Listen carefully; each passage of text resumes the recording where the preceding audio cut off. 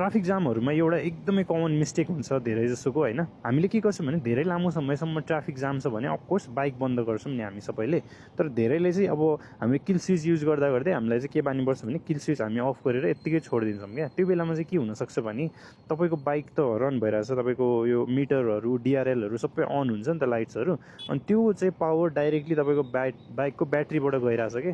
त्यही भएर चाहिँ ब्याट्री छिटो जाने, ब्याट्री छिटो सकिने प्रब्लमहरु भइरा हुन्छ। त्यही भएर जब पनि बाइक अफ गर्नु छ नि टक्क यहाँबाट इग्निसनबाट अफ गरिदिनुस् के, कीबाट अफ गरिदिनुस्। चाबी अफ गर्नु भयो सबै सिस्टम अफ भयो। बिकज सिस्टम त दुईटै एउटै हो, चाबीबाट अफ गरे नि यहाँबाट एउटै हो। तर धेरै बेर तपाईले चाहिँ बाइक स्टार्ट नगरिकन जस्ट किल स्विचबाट अफ गर्नु भयो र यहाँ चाहिँ सबै अनै छ भने चाहिँ तपाईको ब्याट्री ड्रेन हुने मात्रै हो। अरु त त्यस्तो प्रब्लम त के हुँदैन, ब्याट्री ड्रेन हुन्छ।